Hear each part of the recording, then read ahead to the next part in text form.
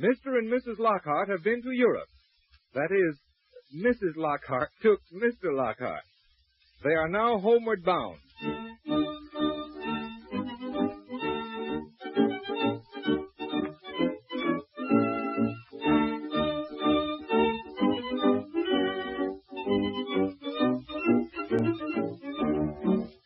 Mr. Lockhart represents the average type of businessman.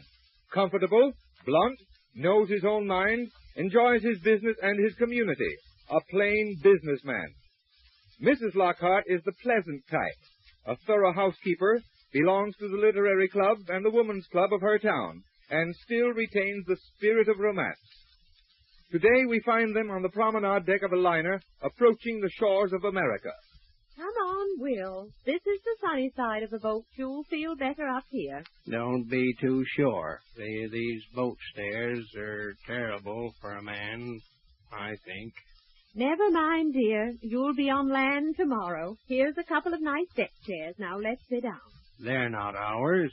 Ours are on the other side of the boat, the cold side. No, it's only cold over there because the wind's blowing from that direction. And it doesn't matter whose chairs they are. After 4 days at sea, people are not fussy about the chairs. Now sit down. Well, who do they belong to?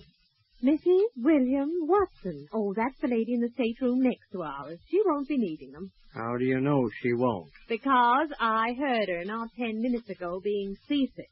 Now will you sit down? Oh, dear, what a glorious day of sunshine. How are your feet now? Still sore. Oh, well, don't think about them. Think about all the lovely things you've seen. The pictures and cathedrals, and did you use your footbath this morning? Yes, and every time I do, I wonder why I was darn fool enough to take this tour to Europe. Oh, now don't start that all over again. Ever since you climbed to the top of the Milan Cathedral, you've done nothing but complain. You took this trip to please me. I hope you'll remember it.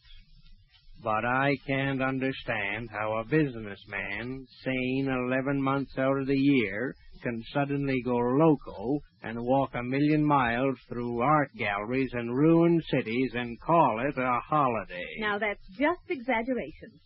That's one of your worst faults. Whenever you get mad, you always exaggerate. Back home, you'd walk miles on the golf course and think nothing of it. Golf's a pleasure. Walking through these art galleries day after day is nothing less than hard labor. But see how it's broadened you. Broadened me? The only thing it's broadened about me are my feet. I can't get into those new boots I bought, and my pants are too big around the waist. Well, you were getting too fat anyway. Well, I guess I wasn't cut out for this art stuff. Why, half the statues those guides showed us, when I'd ask them what they were, they'd say, figure of a man. I could see that for myself. Now, those statues we got back home there on the town hall square, they mean something to me. They express something. Which are they? Why, those two labeled agriculture and industry. There's agriculture, a holding a hoe, and industry's got a wheel around her neck. Oh, well, art is long, they say. You can't just take it down at a gulp. You've got to absorb it. Well, I'm no sponge. And furthermore, I don't like this boat. When you got reservations on it, I told you I wouldn't like it. Why, Will, it's the biggest and best boat on the Atlantic. Yes, and you've got to walk a mile to get to the ocean. But just think of the impression we'll make when we get back home. Impression with what? With our steamship label. And look at the passenger list. Why, half of them are millionaires. Yeah, that's another trouble. The only one who said good morning to me since I've been on the boat has been the steward.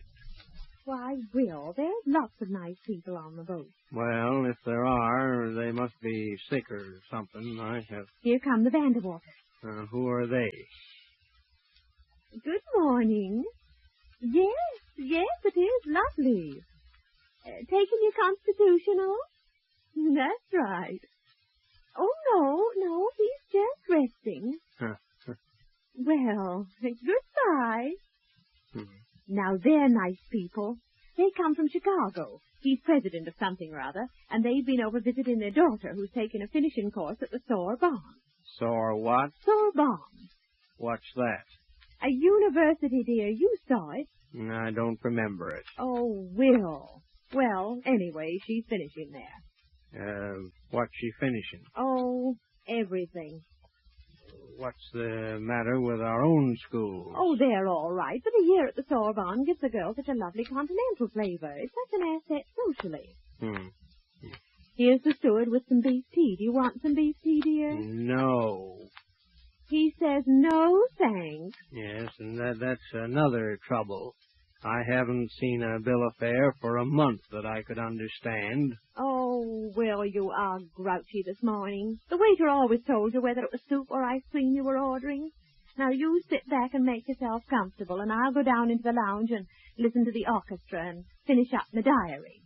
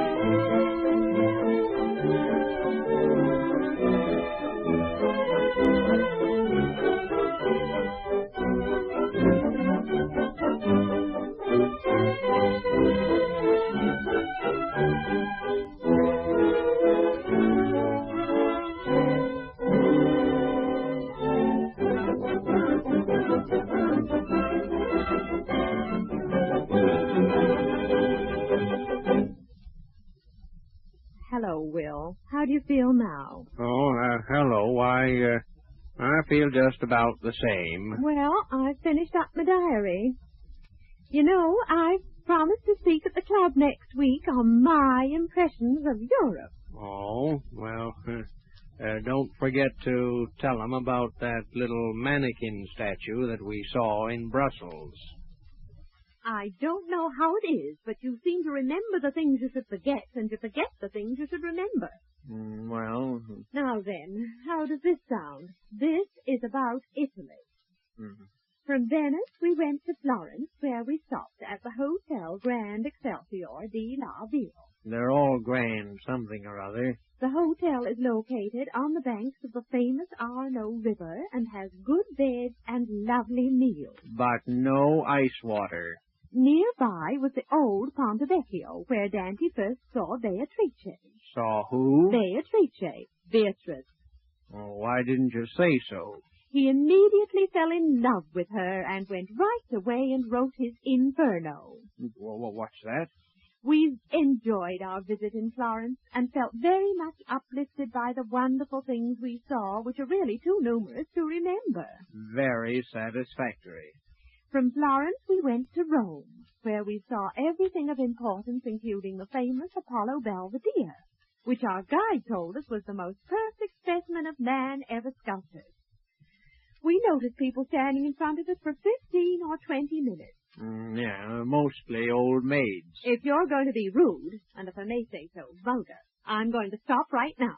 Well, since I paid for this trip to Europe, let me give you my impressions of it, which consist of a loop-the-loop, a scenic switchback railway, and a hodgepodge of guides, galleries, tips, trains, porters, sore feet, spoiled digestion, and an empty pocketbook. Will, I'm shocked. Now listen, my dear. We've been together for many a year, and I think I know you fairly well. Now fess up.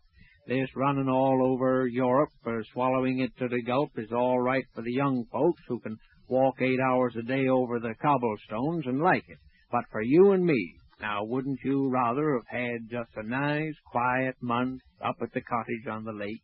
Just we two, living again the old sweetheart days, sitting down there on the bench by the water's edge and watching the moon come up from behind the trees over on the point, and talking about what the young folks are going to do in the fall.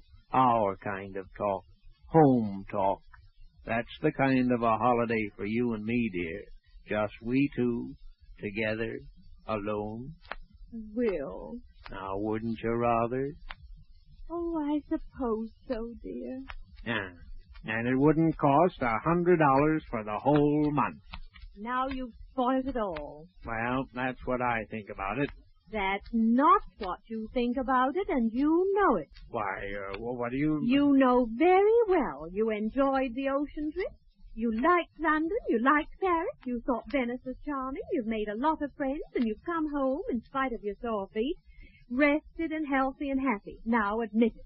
Well, maybe I have. And when you get home, you'll be the first one to brag about it to Charlie and the other friends. Well, I noticed, by the way, Charlie didn't send you any postcards about the fish he caught. That's right. Maybe he didn't catch any. Well, now admit it. Haven't you had a good time? Well, I guess I have, and I wouldn't give $1 million for it. And aren't you glad you came? Yes, my dear, I'll have to admit I am. It certainly is an education to see the other half of the world. Well, very well, then. Well, then, come along now. I think it's time to go down to lunch. All right, dear. Now, take my rug. Yes. Come along, dear. Dear. Yes? Come here, dear. Why, what is it? There's nobody looking. Oh, Will. Oh, dear. Come on, come along. All right, but you've got to put some more foot balm on this foot of mine, or I won't be able to get off this boat. And so you have been abroad with the Lockharts, that typical Mr. and Mrs. who have been to Europe and back again, happier, healthier, more content with their own lot in life. We hope you have enjoyed their wanderings over Europe, and perhaps at some future time we shall again have the pleasure of going abroad with the Lockharts.